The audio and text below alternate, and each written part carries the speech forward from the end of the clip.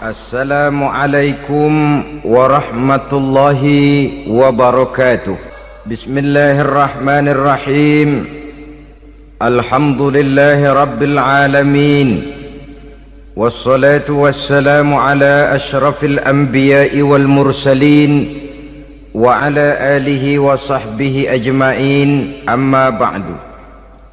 Saudara-saudara kaum muslimin rahimakumullah, salah satu dari misi Islam ialah mengangkat harkat dan martabat manusia yang sebelumnya dibedakan oleh warna kulit, oleh suku bangsa dan bahasa. Seluruhnya diikat dengan satu akidah, menghilangkan perbedaan akibat warna kulit, suku bangsa dan bahasa. Termasuk dalam upaya itu betapa Islam telah mengangkat harkat dan martabat kaum wanita. Maka pada pertemuan kali ini kita akan membicarakan tentang peranan wanita sepanjang pandangan agama. Sebelum Islam datang, nasib perempuan nyaris hanya berputar di segitiga saja: dapur, sumur, kasur. Kasur, sumur, dapur. Seolah-olah wanita terpaut dengan tiga itu tadi. Seolah-olah wanita tidak bisa berbuat lebih banyak daripada itu. Bahkan di tengah masyarakat jahiliyah, bayi perempuan mendatangkan aib sehingga mereka lalu dikubur hidup-hidup. Maka datang Islam dengan tegas mencanangkan satu revolusi yang mengangkat harkat dan martabat kaum wanita.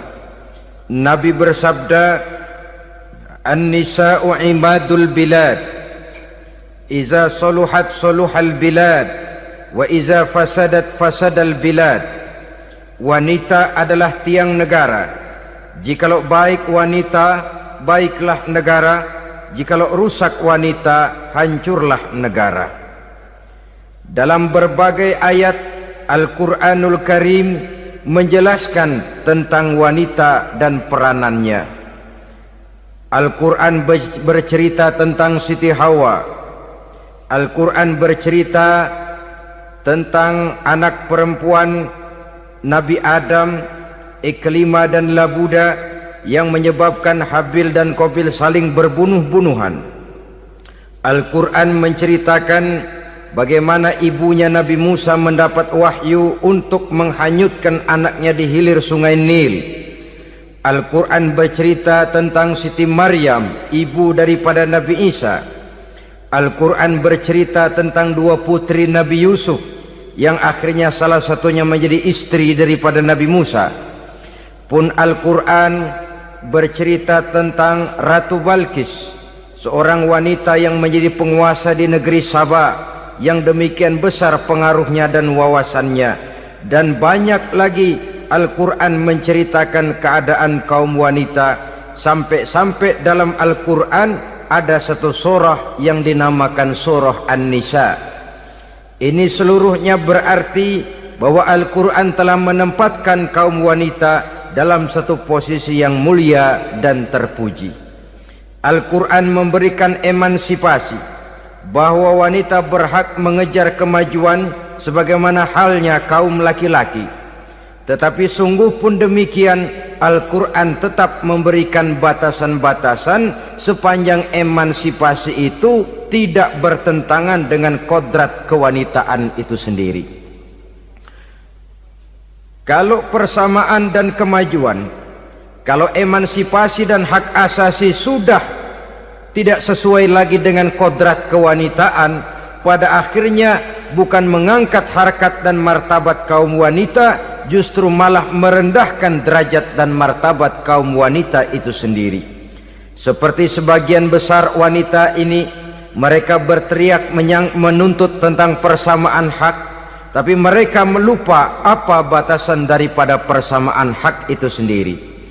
Sesungguhnya Islam dengan segala konsepsinya yang mengangkat martabat kaum wanita itu memberikan keleluasaan kepada kaum wanita untuk maju bersama laki-laki sepanjang tidak menginjak-injak kodrat kewanitaan itu sendiri. Kalau sudah sampai kepada menginjak kodrat kewanitaan, maka akan merendahkan martabat kaum wanita. Sebab apa?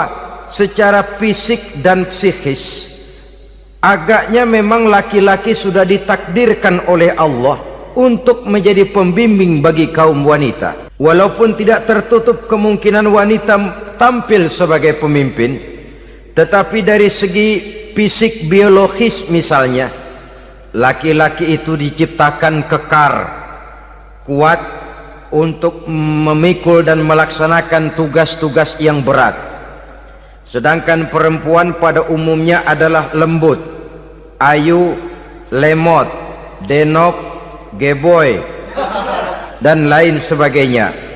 Maka kalau kita baca sejarah, Allah itu belum pernah mengutus rasul perempuan.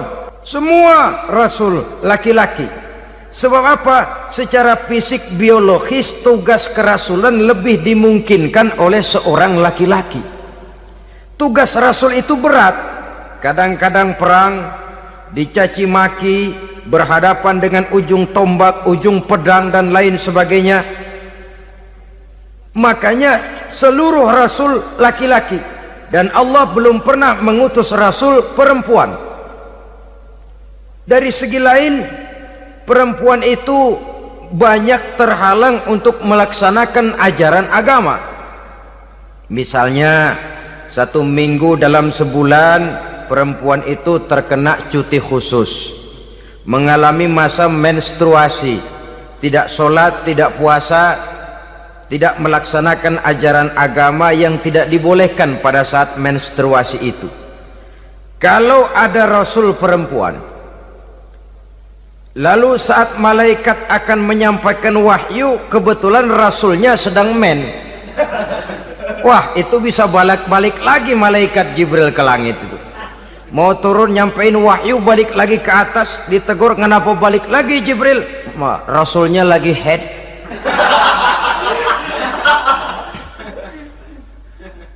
Atau pada saat agama dalam bahaya, agama dalam hinaan, agama dalam ancaman, rasulnya perempuan kebetulan sedang hamil besar. Apa lalu perang ditunda? Pengumuman perang ditunda saja sampai rasul melahirkan. Tentu lebih tidak mungkin lagi. Secara fisik biologis, laki-laki lebih memungkinkan untuk melaksanakan tugas kerasulan ini. Maka seluruh rasul yang diutus Allah adalah laki-laki. Saudara hadirin yang saya muliakan, sungguh pun demikian, Islam itu mengangkat martabat wanita sedemikian tinggi sebagai tiang negara yang menentukan jatuh dan bangunnya negara, yang ikut mewarnai bahkan menjadi warnanya suatu negara. Walaupun peranannya memang tidak begitu kelihatan, tapi sesungguhnya amat sangat menentukan. Oleh karenanya, secara umum emansipasi yang digariskan oleh Islam, emansipasi yang tidak bertentangan dengan kodrat kewanitaan di berbagai aspek kehidupan. Kalau sekarang emansipasi ini kelihatannya sudah salah pasang, salah kaprah. Bahkan belum lama kita menyaksikan bagaimana ada binaragawati. Di zaman sekarang perempuan sudah mulai angkat besi. Saya mulai mikir, kalau perempuan sudah pada angkat besi, ini sudah tanda suaminya udah deket dibanting-bantingin ini. Tahun-tahun mendatang mungkin akan menyusul perempuan mulai narik beca.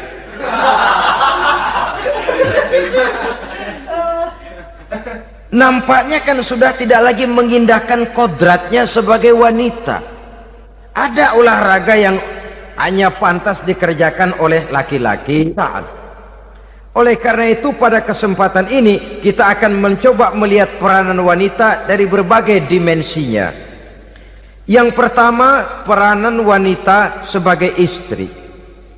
Adalah Rasul memilih istri pertamanya Sayyidatuna Khadijah radhiyallahu anha. Kalau pilihan utama beliau pertama kali nikah dengan Siti Khadijah, jelas itu pilihannya bukan karena kecantikan.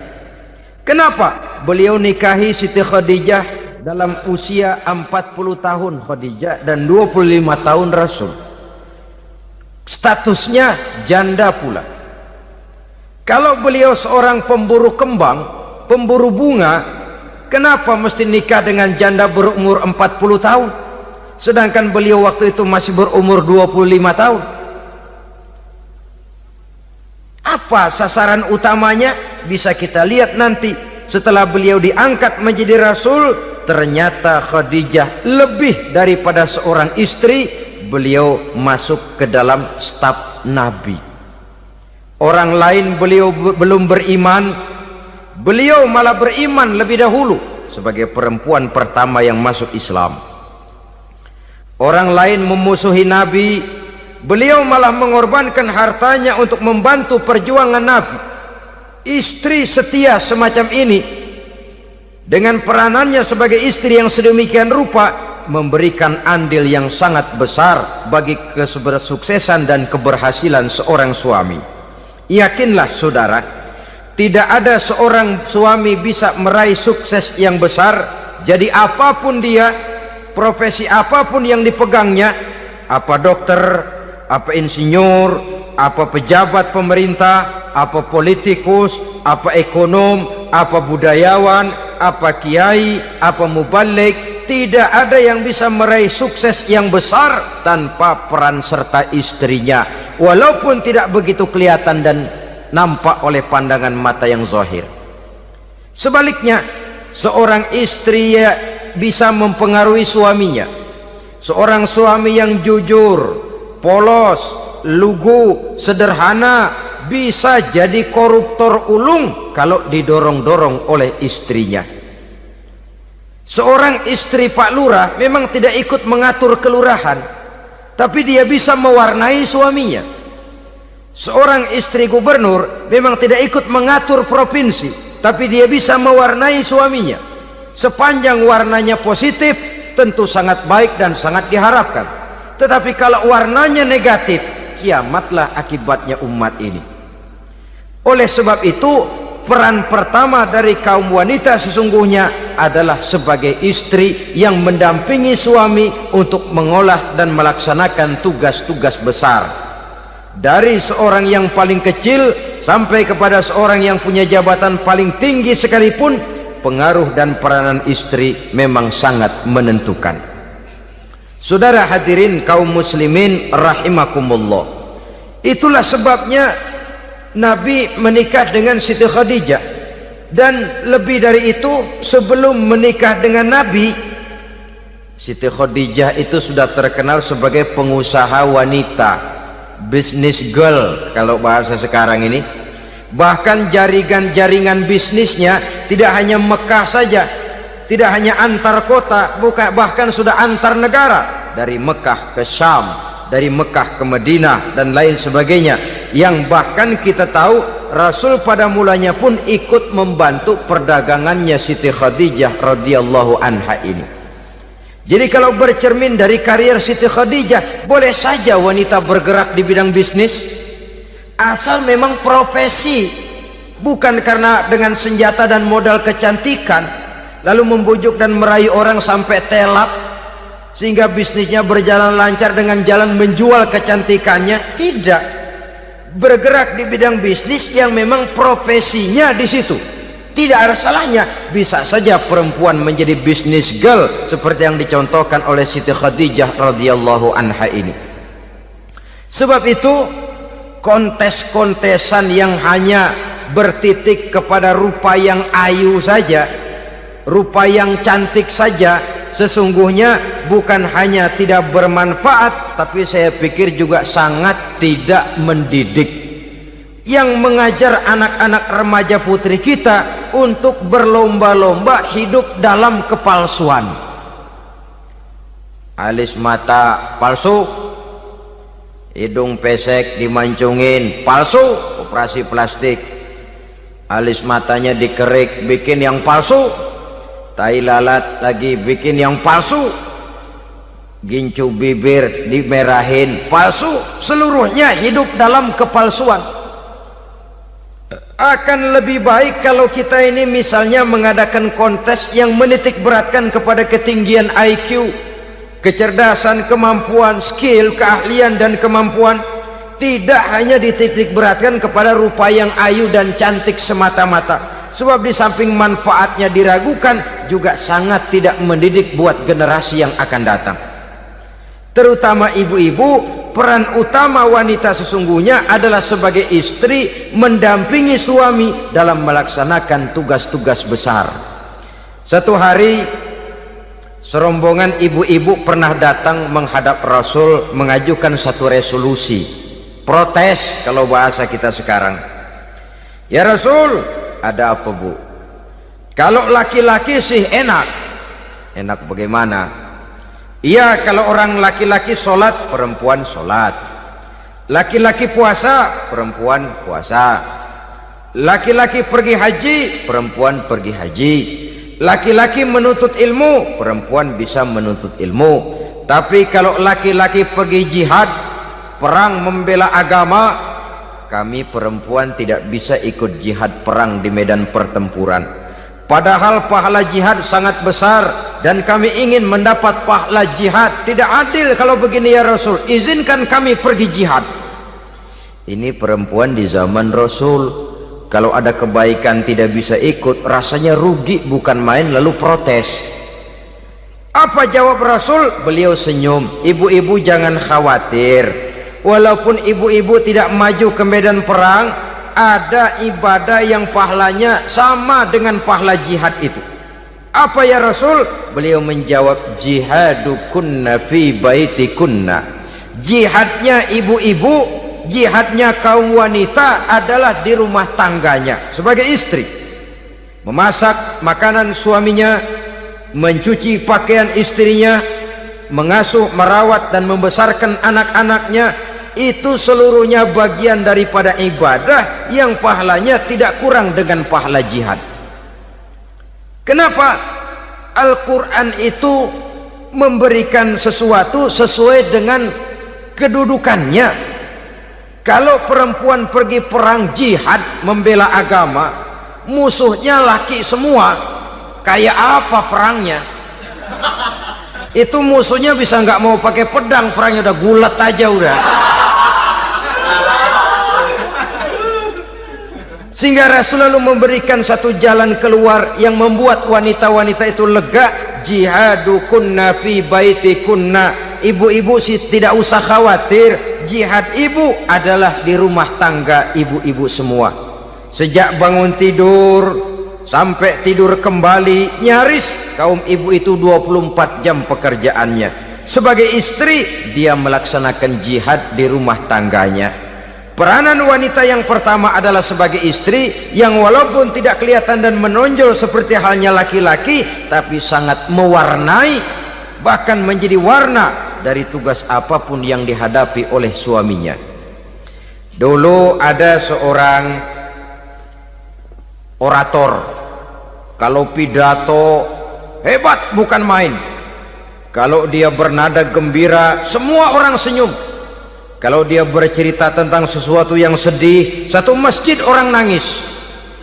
Orang tanya kepadanya, Pak, bisa pidato begitu hebat, siapa yang bikin? Ya saya sendiri. Istrinya dari belakang bilang, tidak, yang bikin pidatonya hebat saya. Kata suaminya, mana bisa, saya, kata istrinya. Kalau saudara tidak percaya, tunggu Jumat depan, dia khutbah Jumat, saya akan bikin khutbahnya tidak hebat, kata istrinya. Sudah hari Rebo, siap-siap mau bikin konsep khutbah, baru mau nulis, datang istrinya, Bang, tolong pegangin anak, saya mau ke warung. Mau bikin konsep lagi, kata istrinya, Bang, tolong ini, tolong itu, tolong ini. Sampai mau berangkat khutbah Jumat, khutbah belum selesai dibikin. Begitu naik mimbar, kehabisan bahan. Sudah 10 menit masih ama ba'du. Ini yang dengar heran, ini orang kok bicaranya bisa cuma amat sama badu saja. Di situ kelihatan saudara-saudara betapa peran serta istri yang walaupun tidak kelihatan oleh pandangan mata yang zahir, tapi teramat sangat menentukan. Sekali lagi, tidak ada seorang suami bisa sukses jadi apapun dia tanpa peran serta istrinya di rumah. Tidak ada kemajuan yang bisa diperoleh kalau tidak karena peran serta istrinya di rumah. Tidak ada kesuksesan yang bisa diraih tanpa keikutsertaan daripada istrinya di rumah. Walaupun suaminya yang dikenal orang, suaminya yang dipuji orang, suaminya yang disanjung orang, bagian besar tetaplah saham dan andil daripada istrinya yang di rumah itu. Ini makna an-nisa imadul bilad. Wanita adalah tiang negara. Jikalau baik wanita, baik negara. Jikalau rusak wanita, hancur negara. Karena wanita, negeri Sabah menjadi terkenal tentram, aman, wawasan politiknya luas. Seorang semacam Cleopatra bisa menaklukkan Julius Caesar. Dan begitu selanjutnya. Banyak cerita-cerita betapa wanita yang berperan di belakang layar ini bahkan bisa menggoyangkan negara. Bahkan yang paling dekat saja contoh dengan kita, Senator Gary Hart. Saudara masih dengar tentu itu, betapa harus terpaksa mengundurkan diri dari pencalonan presiden Amerika karena kasusnya dengan Donna Rice itu, dengan hostess itu. Betapa di sini seorang perempuan atau seorang wanita sanggup membongkar seseorang yang punya masa depan ceria untuk menuju kursi kepresidenan dari suatu negara adidaya seperti Amerika, bisa gagal berantakan karena skandalnya itu. Apa penyebabnya? Wanita. Tapi wanita juga bisa menyebabkan menjadi cambuk majunya laki-laki. Wanita juga bisa menghancurkan dan mengubur laki-laki. Saudara hadirin yang saya muliakan, ia memang kelihatannya makhluk yang lemah, tapi di balik kelemahannya itu sesungguhnya dia bisa menelan laki-laki yang bagaimanapun besarnya. Saudara-saudara kaum muslimin rahimakumullah, terutama ibu-ibu yang saya hormati, jadi peranan yang pertama wanita sebagai seorang istri. Yang kedua, wanita sebagai ibu. Ini juga sangat besar pengaruhnya dalam membentuk generasi masa yang akan datang. Bapak oleh karena kesibukan tugasnya tentu lebih banyak di luar rumah. Yang nyaris 24 jam di rumah itu ibu. Bagaimana dia merawat anaknya, bagaimana dia menaruh perhatian terhadap anaknya, bagaimana ia melimpahkan kasih sayang kepada anak-anaknya, akan membentuk kepribadian anak dan artinya membentuk generasi yang akan datang. Kalau seorang ibu sudah cuek-cuek saja kepada anaknya, padahal Quran mengatakan al-jannatu tahta aqdamil ummahat, surga di bawah telapak kaki ibu. Hadis ini bisa kita artikan macam-macam. Pertama, anak tidak akan mendapat kebahagiaan tanpa ridho daripada ibunya. Kedua, ibu adalah wanita agung yang harus ditaati. Ketiga, neraka atau surga anak bergantung kepada ibu, bagaimana dia mewarnai anak. Kalau ibunya cuek-cuek saja sama anaknya, dan sering jadi contoh klasik, kalau anak ayamnya beduk maghrib belum pulang, satu RT dicariin, hansip diundang, kalau perlu dan ramil dilaporin. Tapi kalau anak gadisnya jam 12 tengah malam belum pulang, ibu tenang-tenang saja Pak. Tidak tergerak dan tidak tertarik hatinya. Ya tentu tidak semua. Kalau sudah begitu, bukankah hakikatnya ibu sudah menciptakan neraka buat anaknya sendiri? Khalil Gibran dalam satu tamsil yang indah pernah mengatakan, kalau kita diberikan sebutir mutiara, sebutir intan, dan intan itu sebutirnya sebesar telur ayam, benda yang sangat langka dan berharga, tentu kita sayang intan atau mutiara itu.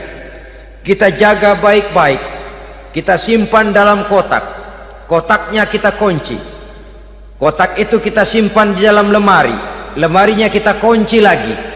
Lemarinya ada di dalam kamar, kamarnya pakai pintu, pintunya kita kunci lagi. Kamar itu ada dalam rumah, rumahnya pakai pintu, dikunci lagi. Kemudian rumahnya pakai pintu gerbang besar, gerbangnya juga digembok lagi. Untuk menjaga intan itu jangan sampai hilang, begitu usaha kita berlapis-lapis. Dan intan itu sudah diberikan kepada kita, kata Khalil Gibran. Apa dia? Anak-anak yang diamanahkan Allah kepada kita. Itu intan-intan mahal, itu mutiara-mutiara pilihan yang dititipkan dan diamanahkan untuk kita jaga sebaik-baiknya. Haruskah dia sia-sia di tangan kita? Haruskah dia merana jatuh di tangan ibu yang tidak punya tanggung jawab? Saudara hadirin yang saya muliakan, oleh karenanya peranan sebagai ibu ini sangat menentukan bagi pembentukan generasi yang akan datang. Salah ibu mengarahkan anak, akan lahir generasi mendatang yang tidak kita harapkan. Sehingga Nabi bersabda, kullu mauludin yuladu 'alal fitrah fa abawaihi yuhawwidanihi aw yunassiranihi aw yumajjisanihi. Setiap bayi dilahirkan dalam keadaan suci, setiap bayi dilahirkan dalam keadaan bersih, tidak punya dosa. Islam tidak mengenal dosa warisan. Semua saja bayi lahir dalam keadaan suci dan bersih. Kalau demikian lalu bagaimana? Kata Nabi, ibu bapaknya lah yang kelak akan menjadikan anak itu sebagai Yahudi, yang kelak menjadikan itu anak itu sebagai Nasrani, atau menjadikan anak itu sebagai Majusi. Ibu bapaknya yang mewarnai anak. Ibaratnya anak itu kertas putih, mau ditulis tinta hijau warnanya hijau, mau ditulis tinta merah warnanya merah, mau ditulis tinta hitam pun warnanya hitam. Oleh karena itu pembentukan anak yang soleh secara mental sesungguhnya sudah diwarnai oleh kebiasaan ibu bapak dalam pergaulan di rumah tangganya secara mental. Sehingga dengan demikian saudara-saudara, salah kaprah ibu dalam mengarahkan anak-anaknya akan melahirkan generasi penerus yang sungguh-sungguh tidak kita harapkan, dan pada gilirannya akan membahayakan perkembangan bangsa dan negara, membahayakan kita sebagai suatu umat. Apalagi sekarang ini masih banyak orang-orang muslim, orang-orang tua muslim yang kadang-kadang menyekolahkan anaknya di sekolah yang membahayakan akidahnya, mematikan imannya, menghancurkan tauhidnya. Pokoknya asal bonafid keluar sekolah ada jaminan lapangan kerja. Perkara anak mau kafir mau murtad bukan urusan. Alangkah ironi dan sangat menyedihkan. Saudara-saudara yang saya hormati, jadi dari segi kaum wanita peranan ibu sangat besar. Dari segi anak, ketaatan kepada ibu, doa restu ibu akan membawa kepada kebahagiaan hidup. Doa ibu mustajabah, kutukan ibu manjur. Beberapa hikayat dan riwayat menjadi contoh dan tamsil buat kita betapa tidak ada satu kebahagiaan di dunia ini yang bisa ditegakkan tanpa doa restu daripada ibu. Pantas kalau dalam Al-Quran ada ummul kitab, ibunya atau induknya kitab.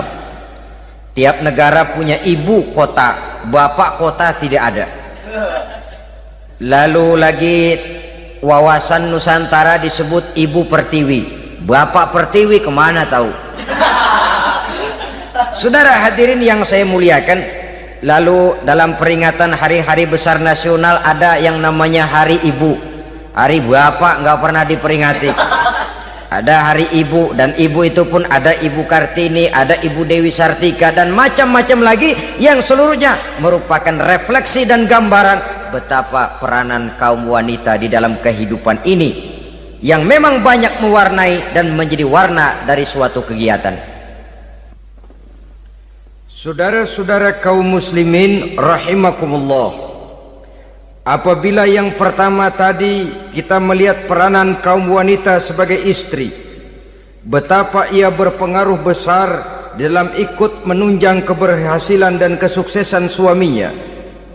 Kemudian pada peranannya yang kedua, wanita sebagai ibu di rumah tangga, betapa ia ikut membentuk, mempengaruhi, mewarnai dan membimbing kepribadian anak sebagai generasi penerus, maka pada peranan yang ketiga ini kita akan melihat wanita sebagai social agent, sebagai penggerak kegiatan sosial di berbagai bidang kehidupan. Apakah itu bernama majelis taklim, apakah itu bernama perkumpulan dan yayasan-yayasan kemanusiaan, organisasi-organisasi yang bergerak di bidang pendidikan, bahkan di zaman sekarang bukan hanya menjadi penggerak sosial, bahkan sudah banyak kaum wanita yang menggerakkan satu bangsa. Dunia mengenal Margaret Thatcher, dunia mengenal Indira Gandhi, dunia mengenal Bandara Naike, dunia mengenal Corazon Aquino, dunia mengenal Golda Meir dulu itu dari Israel, dunia mengenal Imelda Marcos yang ambisius tapi yang kemudian melangkah kepada jalan yang negatif dari tujuan semula. Ini bukan hanya sekedar social agent, tapi bahkan sudah mengarah kepada menggerakkan dan mewarnai suatu bangsa. Islam membuka pintu ke arah itu. Wanita duduk dan berfungsi sebagai social agent, mengurus berbagai macam perkumpulan yang bertujuan kepada kebajikan, menyantuni yatim piatu, memelihara kesehatan, menyayangi binatang, memelihara kelestarian lingkungan dan lain sebagainya. Islam membukakan pintu sepanjang peranan sebagai istri dan sebagai ibu tidak diabaikan. Ini sebab yang utama. Salah seorang perempuan, kaum wanita, kalau terlalu aktif berorganisasi, terlalu aktif bermasyarakat, terlalu aktif dalam berbagai macam perkumpulan, lalu melupakan tugas utamanya sebagai istri dari suaminya, sebagai ibu dari anak-anaknya. Ibu asik rapat sana rapat sini, anak tidak pernah diajak rapat, akhirnya si anak bikin perkumpulan sendiri, rapat menurut versi mereka, sehingga akibatnya yang timbul anak merasa kurang diperhatikan oleh ibunya. Ngaji bagus, tapi kalau sepanjang hari ngaji saja, suami pulang mau makan tidak ada makanan, mau berganti pakaian belum lagi diteriska pakaiannya, tentu ini melupakan fungsi yang utama. Kegiatan sosial, kegiatan di organisasi adalah jadwal kegiatan setelah fungsi sebagai istri dari suami, sebagai ibu dari anak-anak dilaksanakan dengan sebaik-baiknya. Bukan tidak baik ngaji, kalau dari ngaji ke ngaji saja, bangun tidur ngaji, jam 7 ngaji, berangkat jam 11, sholat zuhur berangkat ngaji lagi, pulang sore, malam ngaji lagi. Suami tidak terurus, anak-anak pun terbengkalai, rusaklah rumah tangga. Dan bukankah satu bangsa terdiri dari satu tatanan masyarakat, dan tatanan masyarakat yang paling kecil bernama keluarga. Keluarga merupakan unit dari masyarakat, unit yang terkecil, dan keluarga terdiri dari pribadi-pribadi yang merupakan bapak, ibu, dan anak-anak.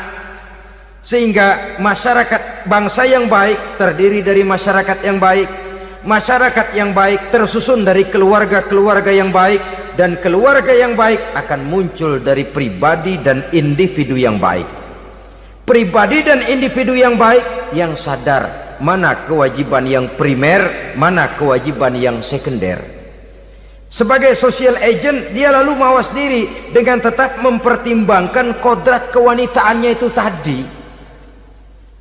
Saya ikut prihatin kalau ada perempuan main sepak bola, dan saya yakin betul kalau perempuan main sepak bola, yang nonton pasti bukan nonton bola. Ya mungkin bola juga, tapi bola yang mana itu wallahu a'lam. Ya dicari olahraga yang sesuai dengan kodrat kewanitaan begitu. Dicarilah olahraga yang sesuai dengan kodrat kewanitaan. Sepak bola sudah maju, ya belakangan saya katakan tadi muncul lagi wanita angkat besi. Belakangan bisa kita bayangkan wanita main tinju. babak belur sudah kalau sudah begitu. Kemajuan dengan melupakan kodrat kewanitaan akan menyengsarakan kaum wanita itu sendiri. Silahkan maju menjadi social agent, menjadi penggerak di masyarakat. Para istri Rasul bisa kita jadikan satu figur. Siti Khadijah, figur sebagai istri pendamping yang setia. Dikala suaminya bingung, ia tampil memberikan pandangan. Dikala suaminya bingung, ia memberikan tanggapan. Dikala suaminya dimusuhi orang, ia menampakkan kesetiaannya. Kau tidak sendiri bang, aku di sisimu. Dikala jiwanya gelisah ketika pertama kali menerima wahyu berhadapan dengan malaikat Jibril, Khadijah yang menghibur. Kalla ma yukhzikallahu abada. Tidak apa-apa bang, Allah tidak akan menyusahkan kau untuk selamanya. Tenang sajalah, tenang. Abang orang baik-baik, Allah tidak akan menyengsarakan abang. Peran sebagai istri. Dan Rasul mantap, sehingga bertahun setelah Khadijah wafat selalu terkenang dan dikenang oleh Rasul. Pernah satu saat beliau itu seperti orang melamun. Aisyah tanya, kok seperti ngelamun bang? Iya, kata Rasul, saya seperti mendengar suara terompahnya Khadijah di surga. Padahal Khadijah sudah lama wafat. Aisyah mendengar itu rada sedikit manyun. Kata Aisyah, bang, cukup sekali ini saja, jangan sebut-sebut lagi nama itu ya. Cemburu rupanya. Ya soal cemburu sih nggak bini Nabi, nggak bini kita, namanya cemburu. Perempuan mesti ada. Apa jawab Rasul? Ya Humairah, Aisyah, haruskah saya melupakan seseorang yang dikala orang lain memusuhi saya, dia mati-matian membela saya. Dikala orang lain mau membunuh saya, dikorbankan hartanya untuk membantu perjuangan saya. Mestikah saya melupakan orang yang begitu baik? Tidak Aisyah. Sepanjang nafas masih ada, sepanjang itu saya tidak akan bisa melupakan Khadijah sayang. Peran sebagai istri Khadijah ini, peran sebagai istri. Suaminya bingung, istrinya memberikan hiburan. Kadang kan tidak, suami bingung, istri bingungan lagi. Ya sudah, mari ramai-ramai kita bingung sudah. Bukan mencari jalan keluar, yang sudah bingung malah ditambahin bingung lagi. Saudara hadirin yang saya hormati, lalu figur Siti Aisyah, muda, cantik, kreatif, cerdas. Kalau bahasa sekarang barangkali wanita karier ini. Ini figur-figur loh. Jadi punya keistimewaan masing-masing, sehingga ada pilihan. Ya tentu orang mencari istri itu kan karena ada dasar pilihan. Mungkin rupanya kurang menarik tapi akhlaknya bagus. Mungkin akhlaknya sedang-sedang saja tapi potongannya cakep, masih ada pilihan. Sudah potongan jelek, akhlak bejat, emangnya lu milih merem tempo hari ya?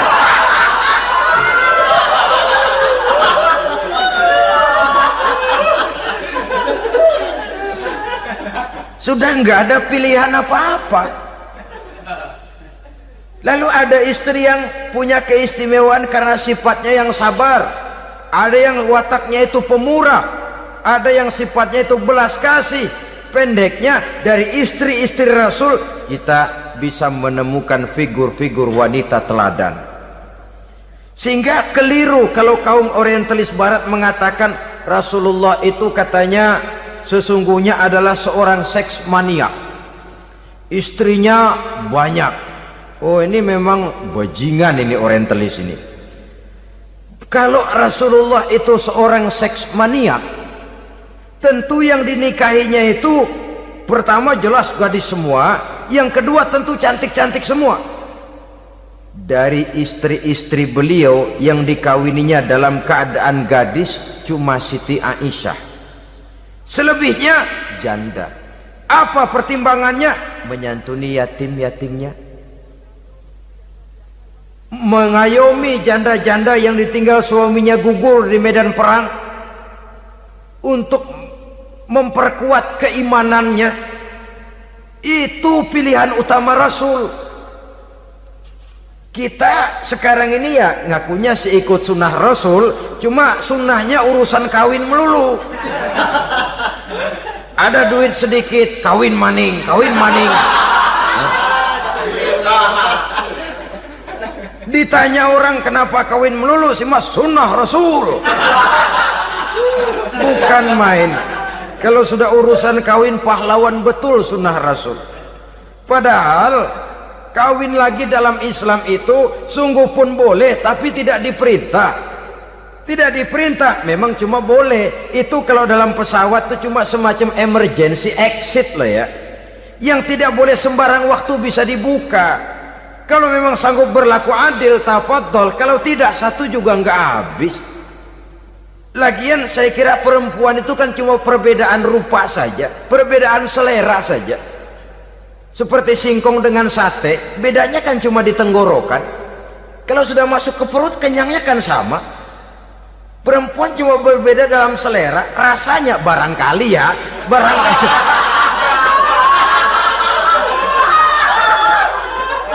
Barangkali tidak jauh beda. Saudara hadirinlah, Islam ini mengatur lewat pintu yang dinamakan nikah itu tadi, sehingga dengan demikian bisa dinikmati secara tenang, tentram. Tidak usah manusia ya, kucing saja. Coba lihat kucing. Kalau ikan dia boleh nyolong, kucing itu boleh curi, makannya nggak tenang kucing. Coba lihat ini. Asal dia nyolong ikan, makannya juga mindik-mindik. Matanya nengok kiri, nengok kanan. Ada sedikit gerusak, kabur. Secara nalurinya kucing tahu kalau ini ikan curian, makannya nggak tenang dia. Tapi kalau ikan kita kasih, kucing anteng, geledek juga nyamber, manteng aja dia. Nalurinya mengatakan ini ikan dikasih sama yang punya, tenang dia. Saudara hadirin yang saya hormati, orang juga gitu. Kalau hubungan suami istrinya sudah sah, diikat dengan akad nikah, tenang, anteng, nggak gerasak gerusuk, nggak kayak diubur-ubur maling, anteng aja. Dan yang ngintip juga buat cuek aja udah. Biarin aja dia ngintip, capek sendirilah.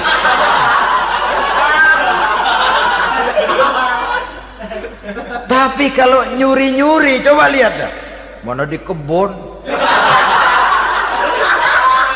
banyak nyamuk, hansip mukul tiang listrik, dia yang bingung. Islam ini sesungguhnya memudahkan jalan, saudara-saudara. Jadi sebagai social agent, wanita bisa berperan untuk itu, apalagi untuk hal-hal yang menyangkut wawasan kemanusiaan, di mana kaum wanita karena emosinya lebih tinggi daripada kaum laki-laki, dia sangat peka terhadap masalah-masalah yang menyangkut kemanusiaan. Hatinya mudah tergugah, perasaannya cepat terenyuh, dengan penderitaan dia cepat tergugah. Dia bisa menjadi social agent tanpa harus melupakan fungsi utama sebagai istri dan sebagai ibu dari anak-anaknya, sebagai istri dari suaminya. Saudara hadirin yang saya muliakan, dahulu Al-Quran pernah menceritakan betapa istri-istri pembesar di istana mewah di zaman Nabi Yusuf, kalau istilah sekarang nyonya-nyonya jet set, nyonya-nyonya VIP, betapa mereka mau memporak-porandakan keimanan seorang pemuda seperti halnya Nabi Yusuf alaihi salam. Dan Nabi Yusuf kemudian ternyata tidak mau jadi gigolo yang kerjanya hanya menyenangkan wanita-wanita jet set kelas VIP ini tadi. Sesungguhnya ini cuma satu simbol yang kejadiannya bisa saja terjadi pada zaman modern dalam versi dan kondisi yang berbeda. Namun bagaimanapun juga, wanita dengan peranannya sebagai social agent, sebagai penggerak masyarakat, sangat besar pengaruhnya dalam ikut mewarnai perkembangan suatu negara. Seorang suami perlu memberikan dorongan kalau istrinya aktif di bidang sosial, asal dengan catatan saja, fungsi sebagai istri, fungsi sebagai ibu, jangan sampai terlantar karenanya. Bahkan saya katakan tadi, di zaman sekarang wanita tidak lagi hanya berfungsi sebagai social agent, bahkan sebagai national agent, penggerak dari satu bangsa. Muncul wanita-wanita yang jadi menteri, yang jadi anggota DPR, bahkan yang jadi kepala desa dan lain sebagainya. Secara umum memang ar-rijal qawwamuna 'alan nisa. Laki-laki adalah pembimbing bagi kaum wanita karena kelebihan fisik biologis, kelebihan kemampuan intelektual dan lain sebagainya. Namun wanita pun boleh saja menjadi social agent sepanjang catatan yang saya sampaikan tadi. Jangan sampai melupakan kodrat kewanitaan, jangan sampai mengalahkan fungsi sebagai istri dari suaminya, sebagai ibu daripada anak-anaknya. Nah, kemudian fungsi yang keempat di bidang ilmu pengetahuan. Islam memberikan kesempatan yang sama kepada kaum wanita. Thalabul ilmi faridatun ala kulli muslimin wa muslimatin. Menuntut ilmu itu wajib hukumnya bagi orang Islam, baik laki-laki maupun perempuan. Sampai dibentuk kalimat pengecuali khusus ini, muslimin wa muslimatin, bagi muslim laki-laki, bagi muslim perempuan.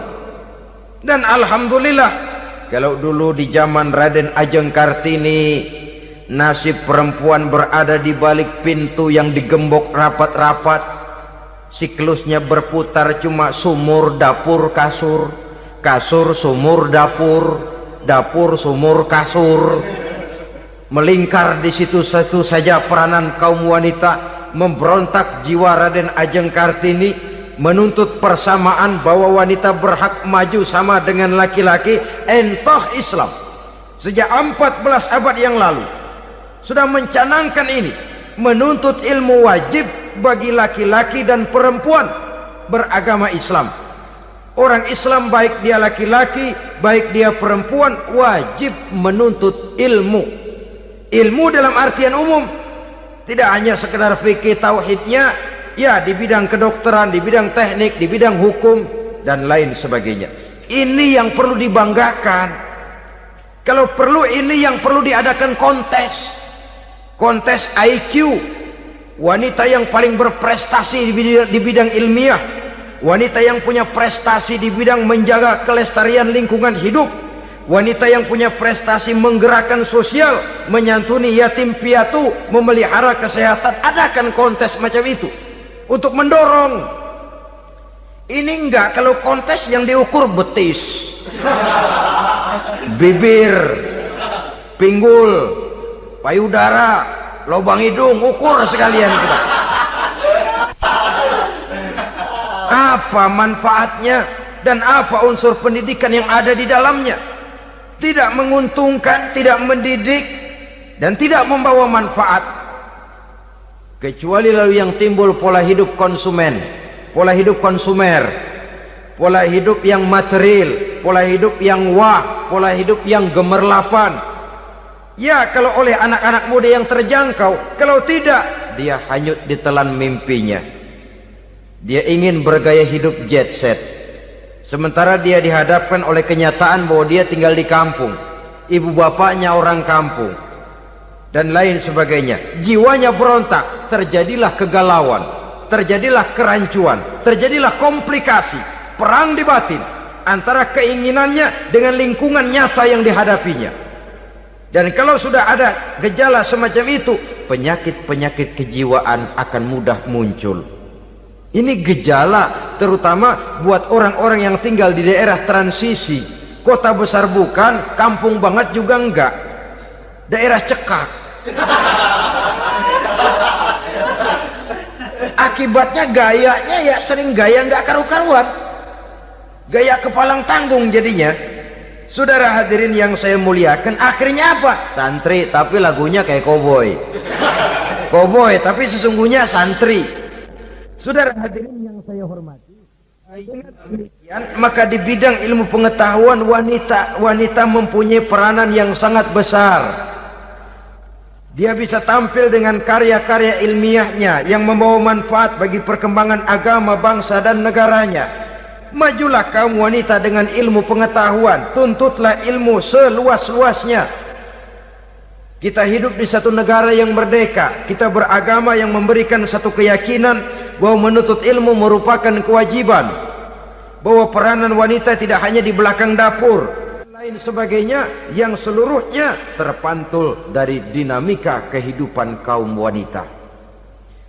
Saudara-saudara kaum muslimin rahimakumullah. Kemudian yang kelima, peranan wanita dalam bidang agama. Kita bersyukur sekarang ini gejalanya dimanapun pengajian, biasanya lebih ramai pengajian ibu-ibu dari bapak-bapak. Peringatan hari-hari besar keagamaan, biasanya lebih ramai ibu-ibu daripada bapak-bapak. Pengajian ibu lebih ramai, padahal kalau bicara sibuk, lebih sibuk ibu daripada bapak misalnya. Kalau sudah pengajian bapak-bapak, biasanya pengajiannya ramai cuma 3 giliran itu: pembukaan, maulid, penutupan. Kalau sudah yang rutin pengajian tiap minggu, 3 pojok yang ngaji, yang atu nguap, yang atu pules, yang atu ngiler.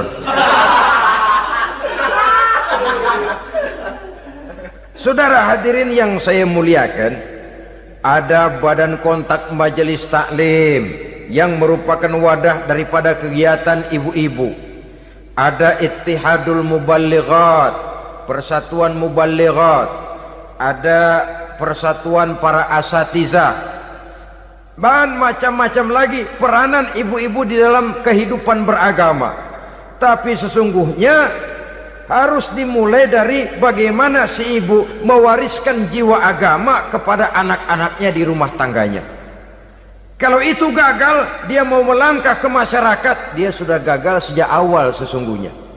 Keberhasilannya dia menata masyarakat akan mengakibatkan dia nanti bernasib seperti Nabi Nuh, berhasil mengajak beberapa orang kafir mengikuti ajarannya, tapi gagal mengislamkan putranya sendiri Kan'an. Bukan tidak berusaha, tapi memang Allah sudah menghendakinya sedemikian untuk menjadi contoh buat kita semua. Yang penting orang tua berusaha dan berikhtiar. Kalau sudah berusaha dan berikhtiar, anak ternyata memang sulit diurus, barangkali memang fotokopinya Kan'an tuh anak. Ya orang tua kalau sudah berusaha, ya tawakallah. Jangan belum berusaha lalu berkata, jangan anak kita, anak Nabi aja ada yang bengal. Ngajar tidak mau, mengajar anak tidak mau, mendidik anak tidak mau, lalu mencontoh Nabi, salah kaprah namanya.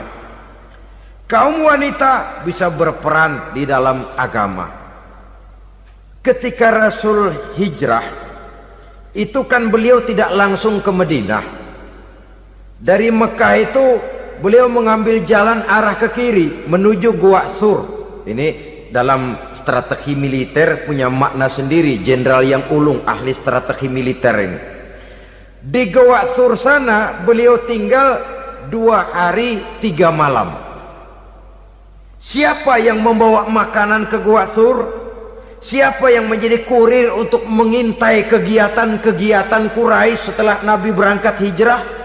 Asma, putri Abu Bakar Siddiq radhiyallahu anhu. Jadi kurir, jadi spion, membawa makanan untuk Rasul dan ayahnya di Gua Sur. Ini peranan wanita. Di tengah bahaya, di tengah keadaan posisi terjepit, Rasul di dalam gua, diamatinya keadaan Quraisy, dilaporkannya kepada Rasul. Jasa seorang wanita bernama Asma, putri dari Abu Bakar Siddiq radhiyallahu anhu. Rabi'atul Adawiyah, seorang sayyidah sufiyah, ahli tasawuf yang terkenal dengan ajaran cintanya kepada Tuhan. Dia bisa menjadi tokoh wanita dalam gerakan sufi oleh karena kegiatannya di bidang agama, dalam arti mujahadahnya kepada Allah Subhanahu wa ta'ala. Dia korbankan bagian besar daripada hidupnya untuk mengabdi kepada Allah. Setelah suaminya meninggal, seumur hidup dia tidak pernah nikah lagi. Bukan tidak cantik, cantik. Bukan tidak ada yang mau, banyak yang meminang. Bahkan diantaranya termasuk Sufyan Tsauri, seorang tokoh juga, pernah mencoba meminang beliau. Kata Sufyan, Rabi'ah, bagaimana? Kamu kan janda? Iya. Lalu, lah saya kan duda. Jadi bagaimana? Daripada kita masing-masing sendiri-sendiri kan lebih baik kita join. Maksud kamu apa? Saya mau meminang kamu. Boleh? Tapi mas kawinnya saya minta engkau jawab 4 pertanyaan saya. Kalau bisa, diri saya seutuhnya saya berikan kepada kamu. Kalau tidak, tidak usah saja. In ajabtani fi 4 masail fa ana laka. Kalau engkau sanggup menjawab 4 pertanyaan saya, seluruh diri saya bulat-bulat saya serahkan kepada kamu. Yang pertama, Sufyan, semua orang kan bakalan mati. Iya. Ya soal mati sih sama, mati. Cuma hakikat mati kan lain-lain. Ada yang matinya itu husnul khatimah, mati baik di akhirnya. Lagi ngaji, mati. Lagi baca Quran, mati. Lagi sholat, mati. Lagi dengar ceramah, mati. Lagi sodakoh, mati. Itu mati-mati yang su'ul khatimah. Ada yang mati itu mati yang husnul khatimah, maksud saya. Ada mati itu yang disebut su'ul khatimah, jelek di penghujungnya. Lagi nyekek botol, mampus. Lagi banting kartu, plak plak, habis. Lagi makan riba, mati. Lagi zina, mati. Lagi nipu, mati. Kira-kira kalau saya nanti mati, su'ul khatimah apa husnul khatimah? Loh, saya nggak tahu, kamu mati saja belum. Tidak bisa kamu jawab, tidak bisa. Yang kedua, setelah mati kita masuk ke alam kubur. Di kubur kita akan dapat nikmat kubur atau azab kubur. Hari itu kira-kira saya dapat nikmat apa dapat azab? Saya tidak tahu. Di padang mahsyar setelah ditimbang kita dapat kitab di tangan kanan kalau baik, di tangan kiri atau dari belakang kalau jahat. Hari itu saya dapat kitab di tangan kiri apa tangan kanan? Saya nggak tahu. Yang keempat, orang akan lewat di atas sirat. Yang selamat sampai surga, yang celaka sampai ke neraka. Kira-kira saya yang selamat apa yang celaka? Wah, kata Sofyan, gua nggak tahu, udah butak dah lempangan itu deh. Kalau kau tidak tahu, Sofyan, tidak bisa jawab 4 pertanyaan ini, maaf saja, lamaranmu saya tolak dan saya tidak akan nikah. Ini yang saya khawatir. Maka dia terkenal sebagai Sayyidah Sufiyah, tokoh wanita dalam dunia sufi. Dan artinya wanita bisa berperan banyak dalam bidang agama, sebagai pengasuh majelis taklim, sebagai pengasuh yatim piatu, sebagai gerakan-gerakan keagamaan yang positif dan lain sebagainya. Ini dimungkinkan karena Islam menunjang harkat dan martabat kaum wanita. Maka majulah kaum wanita Islam Indonesia dengan tetap menjaga kodrat kewanitaannya. Inilah yang kita sampaikan pada kesempatan ini. Terima kasih atas segala perhatian, mohon maaf atas segala kekurangan. Wassalamualaikum warahmatullahi wabarakatuh.